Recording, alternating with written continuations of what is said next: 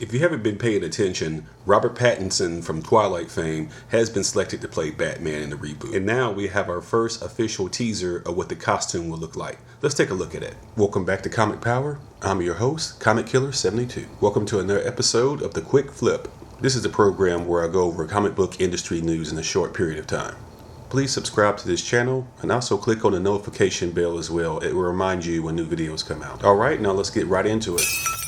The director of the new Batman movie in 2021 is Matt Reeves, and he leaked this himself. So it's 100% official, but it's very dark and you don't get a whole good look at the uniform. But it's just the first teaser, and this movie doesn't come out for at least another 14 months, so we're okay right now. The use of black and red has me thinking, are they using some Batman Beyond type of source? And check out the jawline. It reminds me a lot of Batman the animated series in the design. So it has me thinking, will they use that as a source for the design of some of the other characters as well? One of the things we can make out on this is that his Batman logo chest plate is made out of fragments of the gun that robber used that killed his parents. Now that's hardcore. And from what we've seen so far, we're going to get a much younger Batman as opposed to the Ben Affleck Batman, which was influenced by The Dark Knight Returns, that iconic Frank Miller miniseries which we know so well. The evidence that they have shown so far is that we're going to be closer to year one Batman. As stated, the lead role was played by Robert Pattinson, best known for Twilight, and there may be a lot of jokes about that from people that only know him from that, but he's been a critically acclaimed actor in the last 10 years in independent films. You just haven't seen them. That'd be like saying Heath Ledger isn't a great actor because he was in 10 Things I Hate About You. Pattinson will be a great Batman. Don't even worry about that. Let's look at some of the other confirmations for some of the other supporting characters. Jeffrey Wright is going to be playing Detective Gordon. This actor plays Bernard on the Westworld HBO series, and he also was the victor in the Hunger Games that shocked his opponents to death. And notice I said Detective Gordon, not Commissioner Gordon, because he's earlier in his career. He's not yet a commissioner, so that means that the Batman is also early in his career. The Penguin has been confirmed for this movie as well, and it's going to be played by Colin Farrell. This character looked like this when it was played by Burgess Meredith in the Batman TV series in the 60s. He looked hideous when Danny DeVito played him in 1992 in the Batman Returns, and he looked like this in the Batman animated series. We don't have any idea what it'll look like from Colin Farrell's version, but here's some fan art, what they think it might look like. Another confirmed villain is going to be the Riddler, played by Paul Dano. In the 1960s television show, he looked like this, and in the movie Batman Forever, he was played by Jim Carrey, and he looked like this. In the comics, they've updated his look. It's less of a gesture. He looks more like a Irish mobster hooligan. So I assume they will go with that look. That is much better. The Catwoman character has also been confirmed. In the 1960s television show, she was played by 3 different actresses, but most notably Eartha Kitt,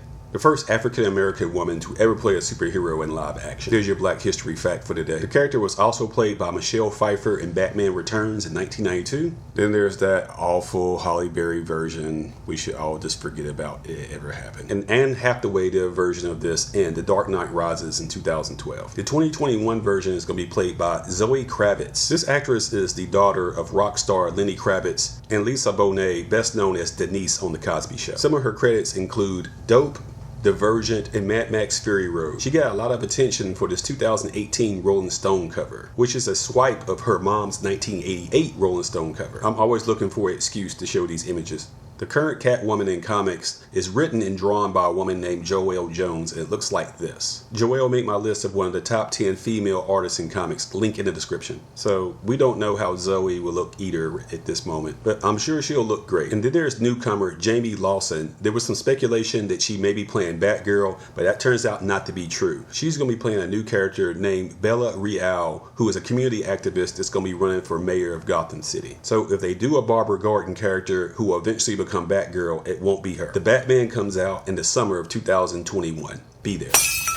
Next up is Wicked Wednesday and the new comic book pick of the week. Yeah! And for February 19th, 2020, it's going to be Wolverine #1 that's rebooted back to issue #1, and cover A is done by Adam Kubert. He is James Howlett, aka Logan, aka Wolverine. He made his first full appearance in comics in Hulk 181 back in 1974. He became an X-Men in Giant Size X-Men #1 from 1975. He got his first solo miniseries in 1982, which was written and drawn by Frank Miller. I mean, what can you say? He's one of the most popular characters in the history of comic books. He's downright iconic. iconic. And think about this, if you include Robert Pattinson, there have been 9 men who have played Batman in live action. But when it comes to Wolverine, we've only had 1.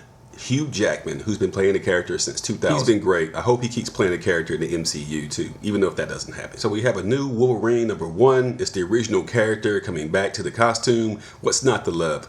Well, of course, this is Marvel, and with their greed and overkill, they found a way to put a damper on this release. First off, the cost is $8. Your normal comic costs only $4. Why $8? And the answer is because they can. There's the Huck Lee 1 in 50 variant, a Dale Otto 1 in 50 variant, an Alex Ross variant, a Jim Lee 1 in 200 variant, and that's not even all of them. You know how I feel about ratio variants. I feel like they're creating manufactured scarcity, which makes them more valuable than they should be, but if people keep buying them, then hey, what can I say? So out of my respect for the character, I grudgingly make this the pick of the week, but I'm only buying the $8 version. Some of the runner-ups include Bang #1 from Darkhorse Comics. This is from Matt Kent. He's the creator of Divinity and Roku over at Valiant. He's probably one of the most underrated writers in comics right now. Bang is for people who like James Bond or Kingsman: The Secret Service. It's a spy thriller. Then there's God Killers #1 from Aftershock Comics. This is about a group of elite special forces that are fighting against insurgents who are using mythological creatures. So it's action horror, so if you like that, pick this up. Then there's DCeased Unlikeables #1 of a 3-part miniseries from DC. This picks up from last year's successful crossover called DCeased and explains what were the villains doing at that time. And then there's Canopus #1 from Scout Comics. It's the story of a woman who finds herself on a foreign planet 300 light years from Earth. She has a hazy memory of how she got there, but she's looking for parts with her robot companion to try to see if she can get back to Earth. So if you like space action sci-fi, this is going to be for you.